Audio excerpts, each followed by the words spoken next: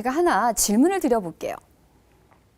여러분, 우리가 요즘에 트라우마라는 말 많이 하죠. 트라우마 들어보셨죠? 트라우마를 우리말로 하면 외상이다, 외상적 경험이다라고 하거든요.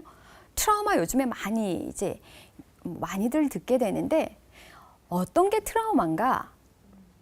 혹시 여러분 쓰나미가 나가지고 막 이렇게 해일이 막 와가지고 그런 경우 있잖아요, 그죠? 일본에도 쓰나미가 왔었고 최근에도 동남아시아에도 쓰나미가 왔었는데 쓰나미가 와가지고 완전 마을 전체를 다 집어삼켜버리고 많은 사람들이 죽었어요. 그럼 우린 이걸 트라우마로 인정할 수 있나요? 그죠? 이 정도 되면 사람들이 큰일 났네, 트라우마야 이렇게 생각을 하겠죠. 그 다음에 또 두 번째로 막 지진이 났어요. 그래서 막 마을이 건물이 막 다 무너지고 많은 사람들이 죽었어요. 그럼 우린 이것도 트라우마라고 인정하나요? 네. 그렇죠. 그래서 지진이 났을 때 수능까지 연기될 정도로 우리가 아주 크게 이 사건들을 받아들이죠. 우리가 지진이 난 것도 트라우마라고 인정을 합니다. 또 엄청나게 큰 불이 났어요. 산불이 나가지고 온 마을을 다 집어삼키고 많은 사람들이 죽고 많은 산이 불탔어요. 그럼 우리도 이거는 트라우마라고 인정을 하나요? 그렇죠. 너무나 큰 고통을 가져다 주는 경험이잖아요. 자, 그러면 5살짜리 애가 놀이터에서 놀다가 팅 넘어져갖고 무릎팍이 깨졌어요. 그럼 우리 이거 트라우마라고 하나요? 그죠? 이거는 사람들이 트라우마라고 하지 않아요?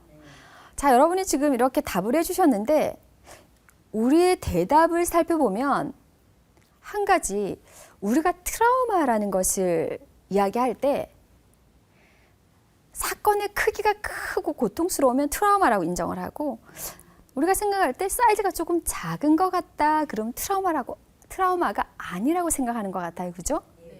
그러니까 우리의 대답을 지금 가만히 보면 사건의 크기, 문제의 크기를 가지고 트라우마이다, 아니다를 구분하고 있어요. 그런데 사실은 우리가 일반적으로 이렇게 사건의 크기를 가지고 트라우마 여부를 결정을 하는데 트라우마 여부는 사건 자체의 크기만이 아니랍니다. 트라우마가 두 종류가 있어요. 타입 B 트라우마와 타입 A 트라우마가 있는데 타입 B 트라우마는 방금 본 것처럼 쓰나미나 지진이나 산불처럼 bad things happen, 나쁜 일이 발생한 거예요. 안 있었으면 좋을, 일어나지 않았으면 좋을 나쁜 일들이 일어난 거. 그러니까 bad things happen에서 B 타입 트라우마라고 해요. 우리가 흔히 놓치는 타입의 트라우마가 A 타입 트라우마예요. A 타입 트라우마는 absence of good things, 있어야 할 좋은 일이 없는 거예요. 있어야 할 좋은 일의 부재 상태, 이것도 트라우마예요. 우리가 학대라고 할 때 똑같은 개념인데 여러분, 학대라고 할 때 가장 먼저 뭐가 떠오르세요? 학대한, 그렇죠. 때리는 거, 신체적으로 폭력을 가하는 거 생각을 합니다. 우리가 흔히 이렇게 때리면 내가 학대받았구나. 이걸 우리가 능동적 학대라고 합니다. 아이에게 주어서는 안 될 고통을 가하는 거. 그 고통의 결과로 생기는 것이 능동적 학대예요. 의도적 학대라고도 하죠. 때리면 안 되는데 때리는 거죠. 그런데 우리가 일반적으로 이건 학대인 걸 알아요. 때리는 사람도 내가 잘못했구나, 내가 학대를 했구나, 그래 술 깨고 나면 미안하다고 이렇게 사과도 하고 내가 다시는 안 그럴게, 그리고 뭐 좋은 것도 사주려고 하고, 그리고 학대를 당한 아이도 내가 학대 당했구나, 우리 아빠를 미워할 수도 있고 우리 아빠 탓을 할 수도 있어요. 어쩌면 이 능동적 형태의 학대는 훨씬 쉬운지도 몰라요. 쉽다라는 말이 어폐가 있을 수도 있지만, 왜냐하면 능동적 학대에 비해서 수동적 학대, 비의도적 학대는 보이지 않는 학대예요. 이건 뭐냐면 앞에 능동적 학대는 아이에게 주어서는 안 될 걸 줘서 생기는 고통의 결과라면 뒤에 거는 아이에게 꼭 줘야 하는데 주지 않아서 생긴 고통의 결과예요. 아이는 밥만 먹고 크는 게 아니거든요. 정서적 보살핌이 있어야 되는데 가장 큰 게 방치하고 방임하는 거예요. 그런데 일부러 그런 게 아니에요. 내가 일부러 걔를 학대하려고 그런 게 아니고 그저 먹고 살기 바빠서 그렇게 열심히 살았을 뿐인데 아이는 학대를 경험하는 거죠. 이것처럼 있어야 할 좋은 것이 없는 것도 트라우마예요. 그러니까 트라우마는 사건의 크기가 크냐 작으냐 아니에요. 사건의 크기가 커도 나 혼자 겪지 않고 누군가가 함께 해주면, 함께 겪으면 그건 트라우마가 되지 않아요. 오히려 그 트라우마로 인해서 성장을 하게 됩니다. 그래서 최근에는 트라우마뿐만 아니라 외상 후 성장, 트라우마 이후에 오히려 성장하게 되는 것을 연구합니다. 어떤 어린아이가 5살짜리 꼬마애가 아빠가 주말에 새 청바지를 사줬어요. 너무너무 신나고 좋은 거예요. 그래서 그 청바지 벗기 싫잖아요. 새 거니까 이쁘니까. 엄마가 그거 입고 놀이터 나가지 말라 그랬는데 친구들한테 자랑하고 싶어서 그 새 청바지 입고 막 놀이터 나가서 언니 오빠들이랑 막 공차기 하고 막 게임하고 놀다가 탁 넘어져 버린 거예요. 그래서 어떻게 해요? 무릎팍이 확 이렇게 구멍이 푹 난 거예요. 어떻게 해요? 그러니까 놀다가 막 웅웅 울면서 집에 들어왔어요. 자, 이때 엄마가 어떻게 하느냐에 따라서 트라우마가 되기도 하고 트라우마가 되지 않기도 해요. 일단 애가 이렇게 하고 들어왔으면 어떻게 해야 될까요? 엉엉 울면서 이렇게 무릎팍 깨져갖고 들어왔어요. 그럼 어떻게 하나요? 그렇죠. 네, 맞습니다. 일단 아기가 이렇게 울고 들어오면 일단 안아야죠. 안고 달래야죠. 이렇게 애가 막 울고 들어오다가 안아주면 더 크게 울거든요. 그죠? 안아주면 더 크게 울어요. 근데 한참 이렇게 울고 나면 잦아들어요. 이렇게 하고 나면 아이를 보고 이야기를 들어요. 애가 그러면 내가 말이야 뭐 이렇게 나가서 뭐 이렇게 하는데 뭐 언니가 어떻게 해가지고 내가 이렇게 탁 넘어져 버려서 이렇게 구멍이 뚫어졌어 이렇게 얘기를 하겠죠. 아, 뭐 그러면 애가 자꾸 청바지 입고 어떻게 그러면 아, 청바지 엄마가 한번 고쳐볼게. 아, 안 되면 또 사지 뭐. 아빠한테 다시 사달라 그러자. 이렇게 하죠. 그리고 너 어떻게 그 큰 언니 오빠들이랑 놀 생각을 했어. 넌 참 대단하다 야. 이렇게 하면서 자신감도 일깨워지고 그리고 야, 더 나가 놀아야지. 그럼 애가 약간 주춤할 거예요. 한번 넘어졌으니까. 그러면 엄마가 데리고 나가서 더 놀아. 괜찮아. 더 놀아. 이렇게 하게 되죠. 이렇게 했을 때 그냥 일상에 있는 하나의 사건처럼 보이지만 이 경험을 통해서 아이는 위로받고 내가 혼자가 아니구나. 연결된 느낌을 갖게 되죠. 나의 고통을 이해받게 되죠. 이 경험을 통해서 이 아이는 생각을 하게 될 겁니다. 아, 내가 힘들 때, 내가 어려움을 겪을 때, 내가 고통 중에 있을 때 내가 누군가의 도움을 받을 수 있구나. 설령 내가 잘못했다 하더라도 용서받을 수 있구나. 은혜의 경험을 하게 되는 거죠. 그런데 아주 좋은 방식으로 제가 말씀드렸지만 엄마가 만사가 귀찮아요. 너무너무 지쳐 있어요. 그런 엄마라면 어떻게 할까요? 애가 막 이렇게 울고 들어오는 보니까 새 청바지 구멍 뿡 뚫어져갖고 막 다쳐갖고 피 질질 흘리면서 오는 거예요. 그러면 엄마가 너 뭐야? 넌 어떻게 하루도 좀 가만히 있을 날이 없니? 엄마 좀 가만두면 안 돼. 아이고 잘했다 잘했어. 아빠가 힘들게 돈 벌어 사준 거 내가 금방 입고 나가더니 내가 입지 말라고 그랬어 안 그랬어? 이렇게 되겠죠. 너 이제 벌로 이거 일주일간 입고 다녀. 엄마가 피곤하고 짜증이 나면 그렇게 할 수도 있겠죠. 아주 작은 일상의 기억일 수 있는데 이 경험을 통해서 이 아이는 앞으로 모험을 시도하려고 하지 않을 수 있어요. 누군가가 나에게 화를 낼 만한 일을 안 하려고 애를 쓸 수도 있어요. 힘든 일을 겪을 때 책망받을까 봐 도움을 요청하는 일을 그만둘 수도 있어요.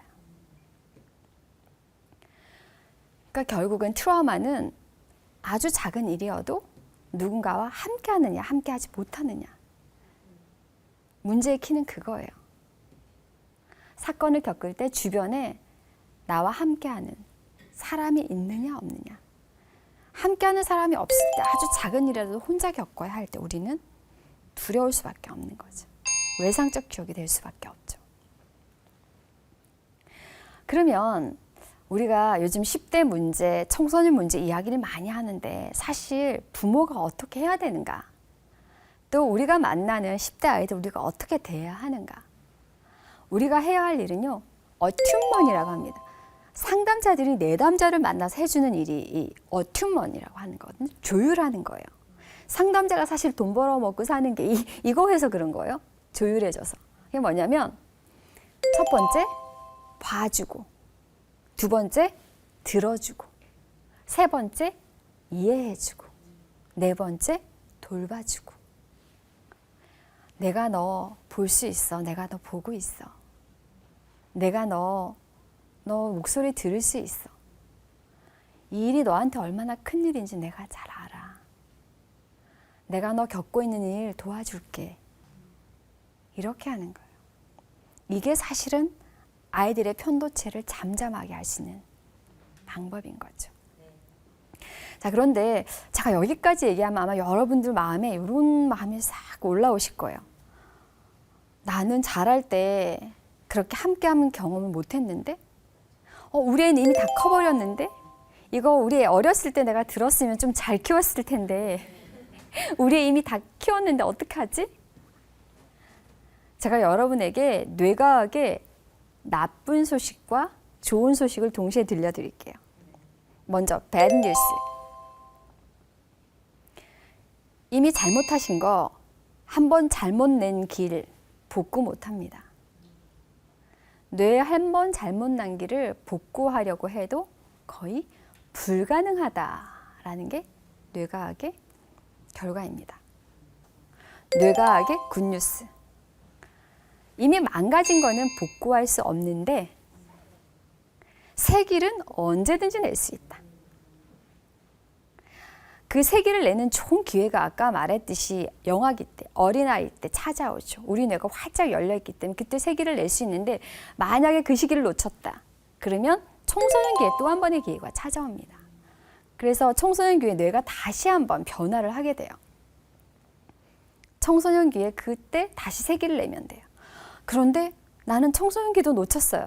걱정하지 마세요. 언제든지 새 길을 낼 수 있어요. 그러니까 옛날에 잘못 낸 길 복구하려고 이렇게 에너지를 쏟지 말고 새로운 길을 내서 이 길이 메인 길이 되게 하세요. 그 새 길을 낼 수 있는 방법은요. yes, no exercise로 보여드릴게요. 이건 뭐냐면 뇌과학자들이 하는 이렇게 연습 같은 건데 한번 들어보세요. 아니야.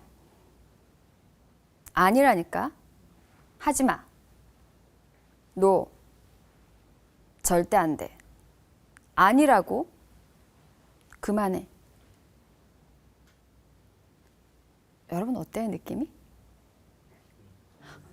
갑자기 여러분들이 이렇게 얼어붙으셨어요. 공기가 쌓여지면서 순식간에 분위기가 얼어붙었거든요. 아, 그래? 알았어. 그래. 그렇지. 그랬구나. 그래, 그렇게 해. 그래, yes. 어때요?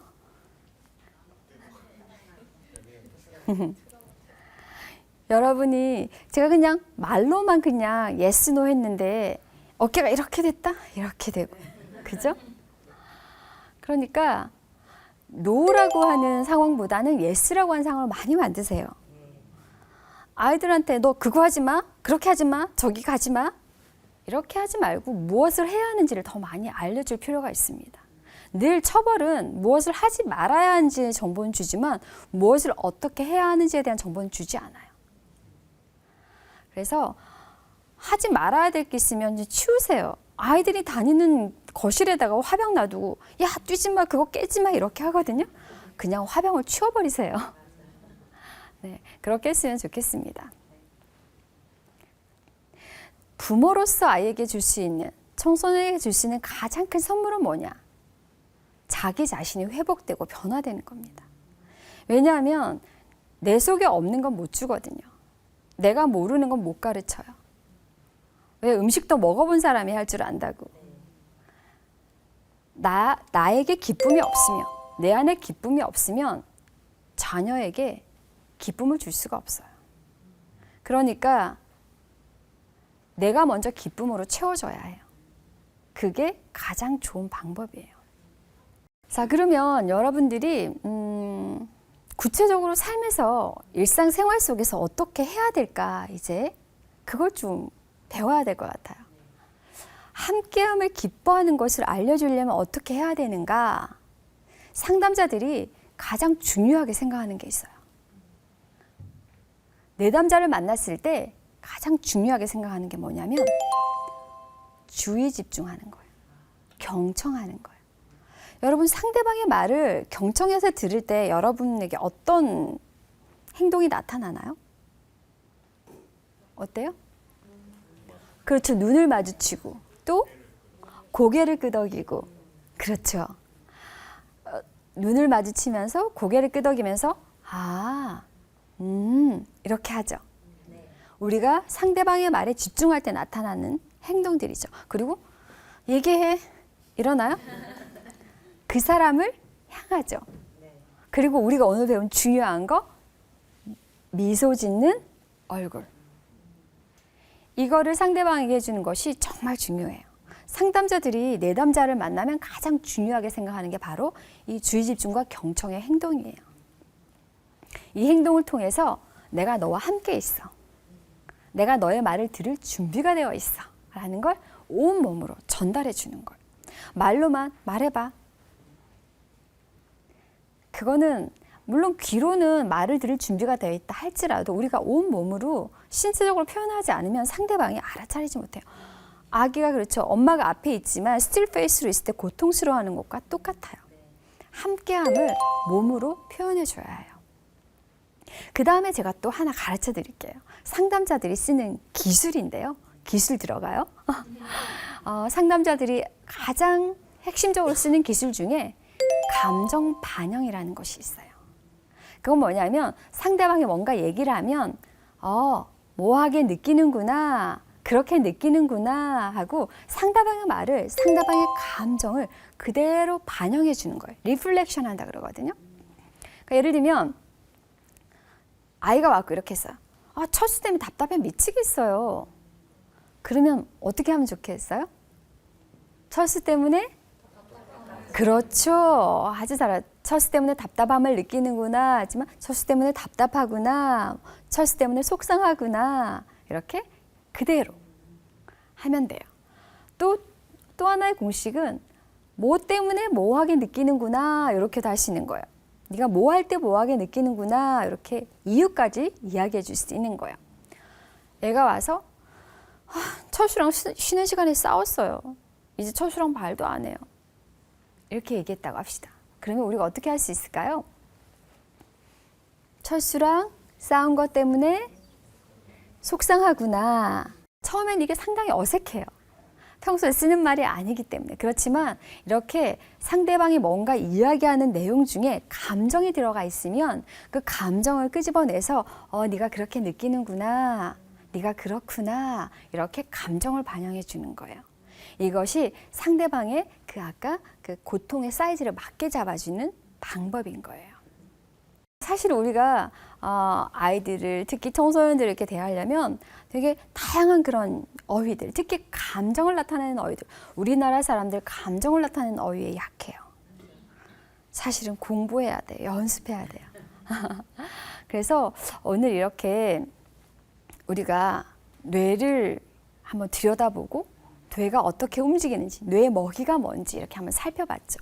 그리고 실제 일상 속에서 우리가 어떻게 실천해야 할지 살펴봤습니다. 오늘 여러분이 하나만 기억하시면 좋을 것 같아요. 나의 미소가 누군가의 운해를 살린다. 한번 해볼까요? 다 같이. 나의 미소가 누군가의 운해를 살린다. 네, 여러분의 미소 짓는 얼굴이 청소년들 그리고 또 누군가의 운해를 살릴 수가 있습니다. 이제부터 미소 짓는 얼굴로 내가 너와 함께해 라는 메시지를 주면서 그렇게 지냈으면 좋겠습니다. 오늘 강의 여기까지 하도록 하죠. 수고 많으셨습니다.